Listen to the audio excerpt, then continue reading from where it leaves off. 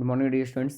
मैं आपका science teacher Shubham Tiwari my Ganit Sanskar academy विद्यालय ललितपुर से आपसे आप सभी विद्यार्थियों का आज की इस वीडियो क्लास के माध्यम से बहुत बहुत स्वागत करता हूं। विद्यार्थियों, आज 18 नवंबर 2020 दिन बुधवार की इस कक्षा को प्रारंभ करने के पहले मैं आप समस्त विद्यार्थियों से कहना चाहता हूं, जो भी अभी तक इस ग्रुप में जुड़ चुके हैं, आप लोगों को इस समय के अंतर्गत जो वीडियो क्लास के माध्यम से कक्षाएं उपलब्ध कराई जा रही है विद्यालय द्वारा, बहुत सारे विद्यार्थी ऐसे हैं जो इन क्लासों का वॉच आउट नहीं कर रहे हैं और उस पर ध्यान नहीं दे रहे हैं। तो ऐसे विद्यार्थी जो ध्यान नहीं दे रहे हैं, स्टडी पर फोकस नहीं कर रहे हैं, उनसे मेरा यही कहना है कि आप अपनी स्टडी पर फोकस करें, क्योंकि इन्हीं सभी लेसनों से रिलेटेड आपकी जो एग्ज़ाम होगा वो एनुअल एग्ज़ाम, और उसी के आधार पर फिर आपकी मार्किंग भी होगी। तो विद्यार्थियों, आप लोग इस चीज़ को अनदेखा ना करें। बहुत कम विद्यार्थी ऐसे हैं जो वीडियो को देखते हैं और बहुत सारे विद्यार्थी ऐसे हैं जो वीडियो को नहीं देखते हैं, केवल वर्क अकेला करते हैं। तो यदि आप वीडियो को नहीं देखेंगे तो आपको जो टॉपिक है वो समझ में नहीं आएगा। तो विद्यार्थियों, आशा करते हैं कि आप हमारी बात को समझ रहे होंगे।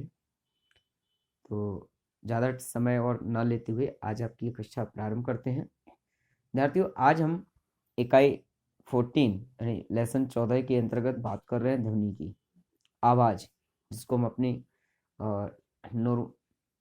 सामान्य भाषा में आवाज़ कहते हैं, उसको वैज्ञानिक भाषा में ध्वनि कहा जाता है।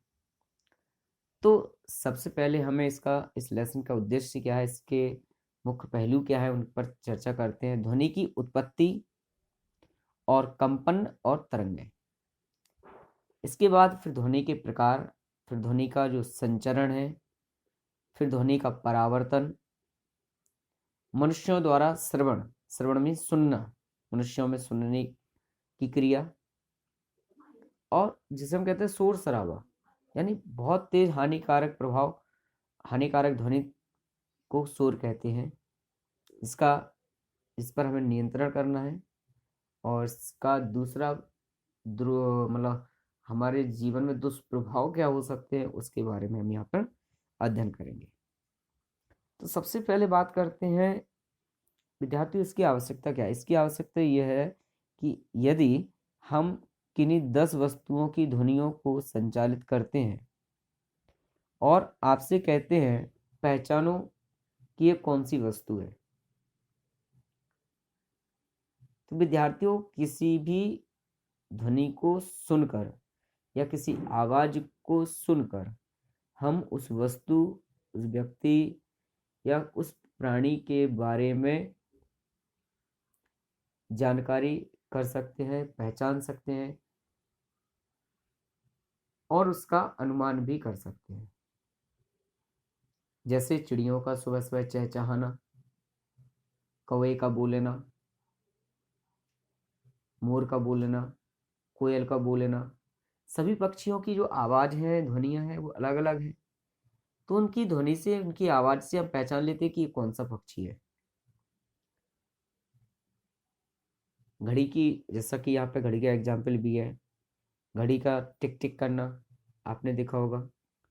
वाहन आदि जो होते हैं वो तेज हॉर्न बजाते हैं। वाहन का, मोटरसाइकिल का हॉर्न अलग होता है, कार का हॉर्न अलग होता है, बस का हॉर्न अलग होता है, ट्रेन का अलग होता है।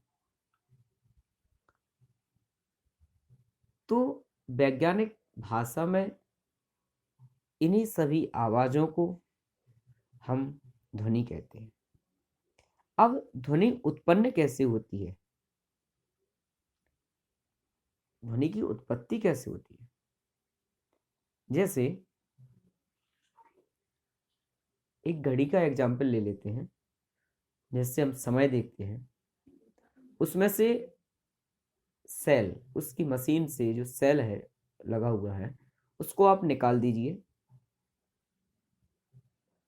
निकालने पर क्या होगा, जो घड़ी की सुइयां हैं वो रुक जाती हैं।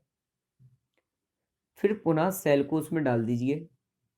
अब आप उस घड़ी का अवलोकन करिए, तो आपको जो सेकंड की सुई है वो निरंतर गति करती हुई दिखाई देगी।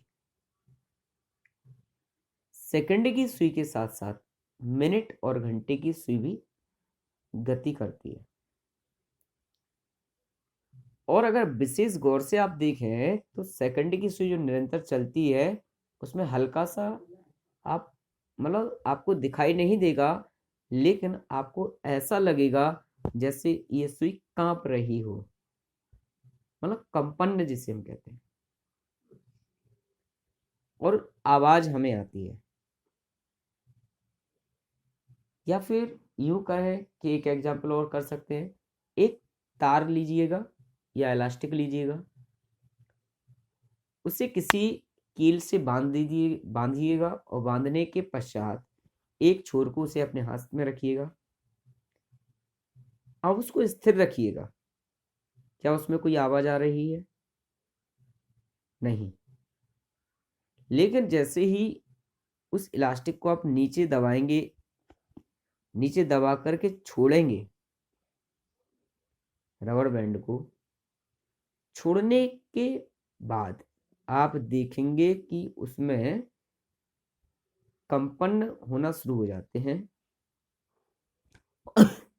और फिर उससे हमें एक आवाज भी आती है। तो वो आवाज, वो ध्वनि किसके कारण आई? कंपन के कारण। दो एग्जाम्पल हुआ है। तीसरा एग्जाम्पल है किसी ढोलक का, किसी भी तारवाद्य यंत्र का। आप ढोलक है, ढोलक को आप हाथ से ठोकिए। हम जानते हैं कि ढोलक का जो अंदर का जो बेस होता है वो खोखला होता है। जब आप उसे हाथ से ठोकते हैं तो उसमें जो कंपन है वो एक दूसरे से, मतलब जो सतह है उसकी अंदर की, उससे टकराती हैं तरंगें, कंपन, तो उससे हमें आवाज सुनाई देती है। ध्यान से यह स्पष्ट है कि जो ध्वनि की उत्पत्ति है वह किसी वस्तु में उत्पन्न उसके कंपनों द्वारा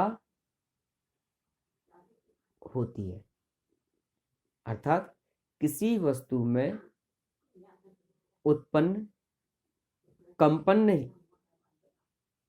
की क्रिया द्वारा, कंपन के कारण उस वस्तु में ध्वनि उत्पन्न होती है। अर्थात ध्वनि की उत्पत्ति का जो मुख्य कारण है वो है उस वस्तु में उत्पन्न होने वाले कंपन। जिस वस्तु के कंपन जितने अधिक होंगे उस वस्तु की ध्वनि की जो आवृत्ति है वह भी उतनी ही अधिक होगी। तो इस प्रकार ये रबड़ बैंड का एग्जाम्पल इसमें है। दो तीन एग्जाम्पल अभी हमने आपको बताए। तो इससे हमें प्राप्त हुआ कि वस्तुओं में ध्वनि उस वस्तु में उत्पन्न कंपन के द्वारा उत्पन्न होती है। तो इस प्रकार ये ध्वनि की उत्पत्ति के बारे में हमने जाना। अब बात करते हैं, दूसरा है कंपन एवं तरंगे किसे कहते हैं। तो इसके लिए कल फिर पुनः एक नए टॉपिक के साथ उत्पन्न होंगे। तब तक के लिए शुभकामनाएं। बहुत बहुत धन्यवाद आज की इस कक्षा में जुड़ने के लिए। आप सभी का पुनः कहना चाहूँगा कि जो विद्यार्थी अपने अध्ययन पर कंसंट्रेट नहीं कर रहे हैं वो कृपया अपनी स्टडी पर फोकस करें और अपने अध्ययन को जारी रखें। Thank you.